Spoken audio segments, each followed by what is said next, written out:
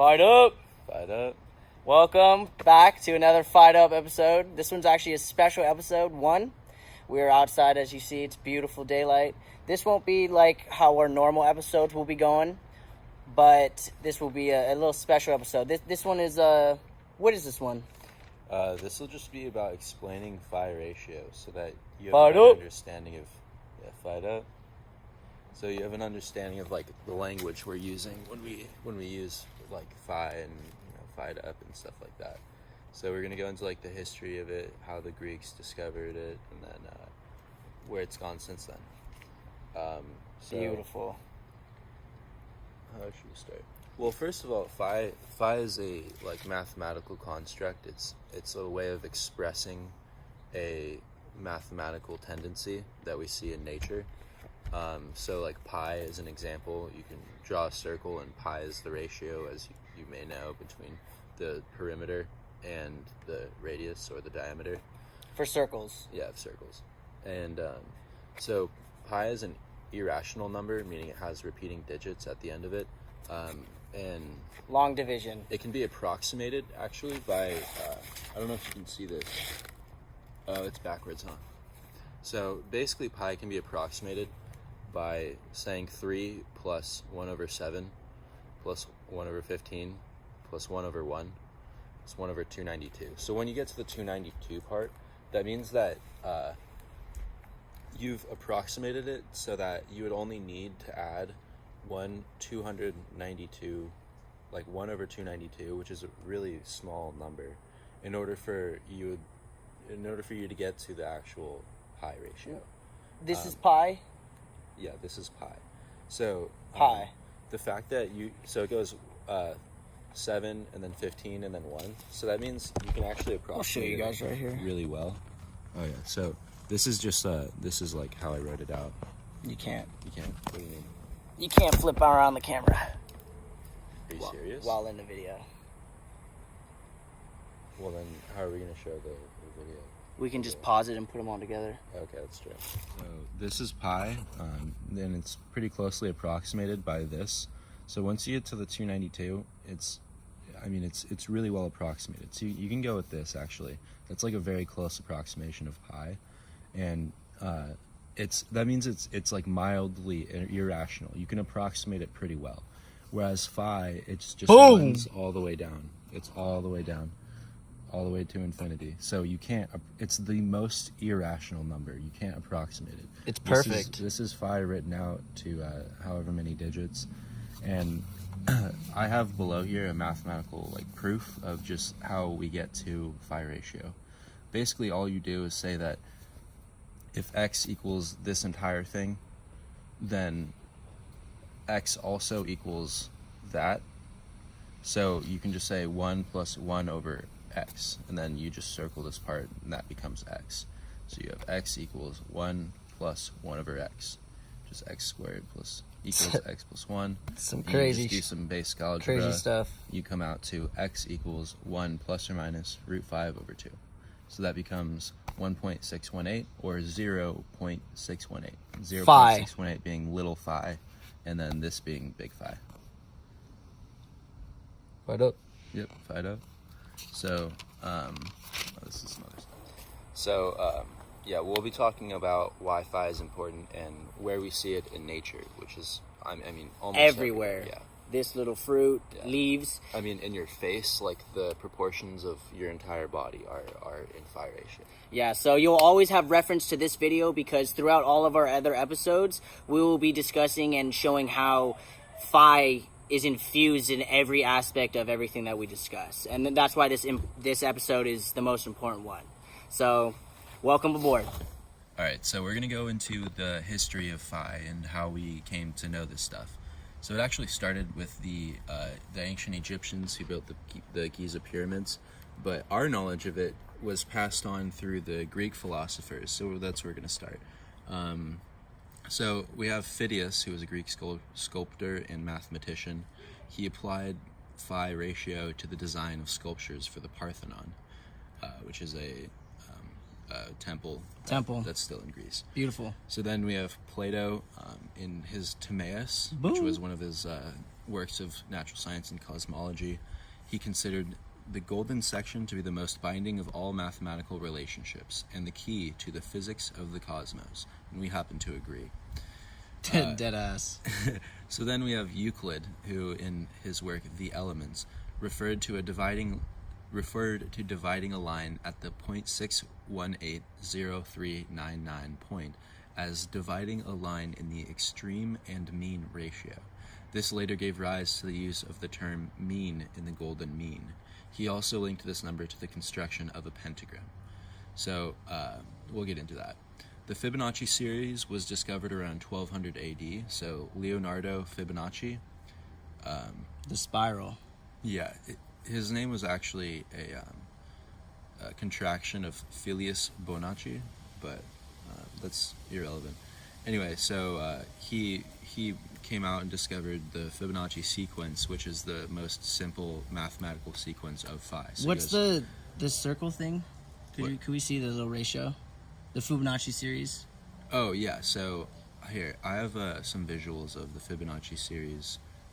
Just so we can just all see and know exactly what we're talking about here. So this is an example of the Fibonacci spiral. And so if you look right here, that little square where it starts, we can treat that as a 1. So you have a 1 square and then another 1 square. And you just add on the number of the previous section to the one you're at. So you go 1 plus 1 equals 2, and then you have the 2 square right here. And then 2 plus 1 equals 3, and then you have the 3 square right here. 3 plus 2 equals 5, and then you have the 5 square right here. And the spiral is just going from one edge of it to the next. So after 5, you have 5 plus 3, which is 8, so you have the 8 square. And then 8 plus 5 is 13, so you have the 13 square. And then 13 plus 8 is 21, and then you have the giant 21 square, which we can see Giza was constructed to emulate. And the reason these are sort of off and not, if you look, they're not aligned Perfectly directly, diagonal. but they are aligned perfectly with the stars of Orion. So there's a lot to that. We're going to stay on the phi stuff. So it also has a base of 230.4 meters and an estimated original height of 146, which creates a base to height ratio of 636, or height to base, which is pretty close to the phi ratio. If you have 0.618, 0.636, that's pretty close. So pretty close for Egyptians, dude, back in the day. Well, they have some that are more perfect. This is an example of the acoustics inside the pyramid, and this I got from a study done by some seismologists who came in with radio seismographs, and they sent in different frequencies. Here it shows the different frequencies they use. What's this about phi? Oh, so I'll get to that. But basically, the pyramids, because of their diameter, or not diameter, but because of the architecture, the ratios at which, the ratios at which they constructed it, it has these central points at certain frequencies where they have extremely high amounts of cohesion. So that what's cohesion? Meaning you get really high amplitudes in certain So areas. they constructively interfere. But Yeah, they can you just go into constructively a interfere. simple explanation of just frequencies? What frequencies are, just real quick? Oh, well, a frequency is basically, it just means that something, it's a repeating cycle, so it repeats over time. It's like a wave. Yeah. Like how waves are waves. So Ocean waves. it's a Same, little complex. exact same principle though. Yeah, so But electromagnetic. if the waves are coming in every second, then the frequency is per 1 second. The units for frequency is just per second, so it's a Anything integer, per second. Yeah, not even integer. It's a number of somethings per second. Yeah. Pretty cool word. So It's the universe, basically. Yeah. Basically. When we say frequencies, we're talking about oscillations per second. Yeah. How many waves? How many peaks per second? So here's the golden mean in the pentagram. Phi. And no, you Satanists, we're not talking about you. So here we have this length, compared to the blue, purple compared to blue is phi ratio. In other words, if you multiply this purple segment times phi, you get the length of this blue segment. And then if you do that again times phi, you get the length of the green segment. If you do that again times phi, you get the length of the red segment. So we see that some mathematical shapes are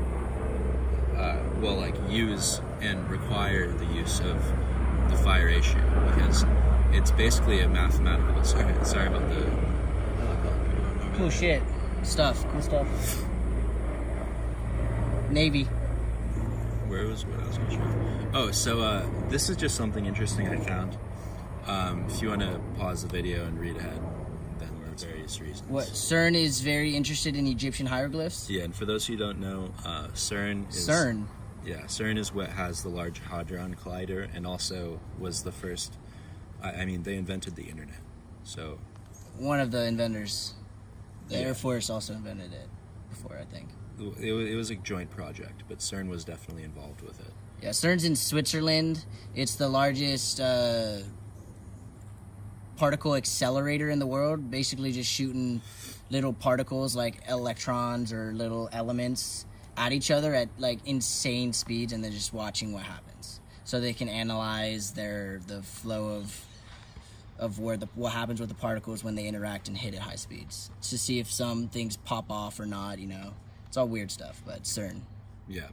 So this is a little thing that I got from Dan Winter, who talks about Dan. Fractal geometry. Dan's the man. Yeah. Talks about how phi ratio is involved in basically everything. Everything? Implosion is the cause of gravity, according to him, and I tend to agree. I actually was, as I said in the last video, a physics major, and dropped out because they couldn't explain what gravity was. How can you not explain what gravity was? How long has gravity been around? Oh, since forever. Who did gravity? Who was that? Newton? That was Newton. Well, he was the one who defined how strongly it affects. He was the one who... Was that 1800s? 1700s. 17s. Might have been 16s. Anyway, so here we have an example of 5 spirals that are basically in alignment. This is what you should be doing in the center of your aura, basically trying to align your frequencies so that they're in golden mean ratio and therefore self-implosive. Some crazy stuff. We'll get into all that later. Yeah, we will get into that. For that, that's Dan Winters. Hit up Dan Winters. Dan Winter. You can pause the video and read this if you like to. So we're going to go back into phi and... Dude, phi's crazy. Just talk about some of the connections. And the connections in our lives between this random little golden ratio, whatever, the little spiral, Giza pyramids. We see it in like everything, and also conch shells from the ocean. Those they're always all phi'd up. Yep. So my computer's a little bit frozen right now, but let's go. He's got a 1999 yeah. model. Not bad. All right. Well, anyway, so phi is like if you've seen a sunflower, the way that all of the sunflowers or seeds are aligned has to do with the golden ratio. And if you look at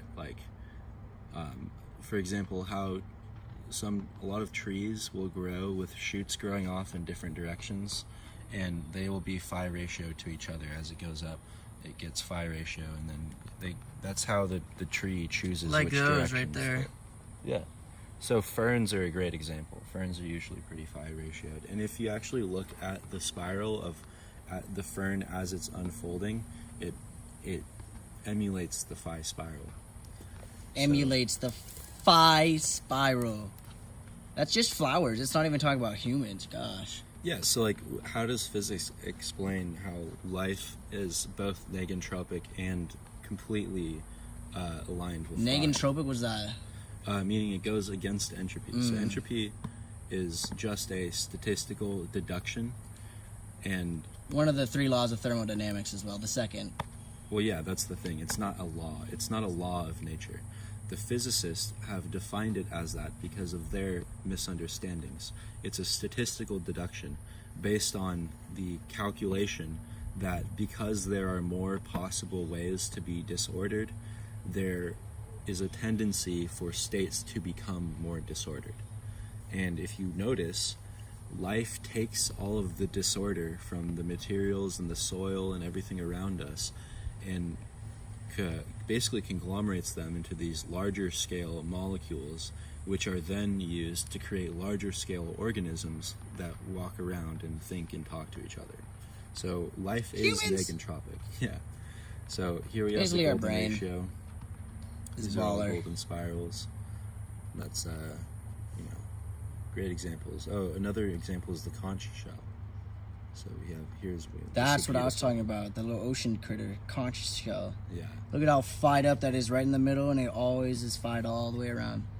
So all the way around. just as entropy is a statistical deduction, so is phi. It's basically a statistical deduction that the more closely you emulate phi, the more efficiently you're using your resources. So not everything is perfectly phi'd up, but in fact most things are off by varying degrees. But the closer you get, the more efficient and the more perfect. Yeah, it exactly. runs, or it works together. Right. So here we're just gonna scroll energies. through. You can just Google this yourself, but here's a cool one as well. It has to do with the human face. So here that's not as good of one actually. Oh, here's a good visualization of the Fibonacci spiral. So you have this was on the pyramids earlier when you was you describing. have the one squares right here, and then the 2, and then the 3, and then 5, 8, 13, 21, 34. Yeah, just Google Fibonacci spiral on Giza pyramids and you'll find that. Oh, and then our galaxies. Look at that. Our galaxies are a phi spiral as well. So It's that's hard not to see that.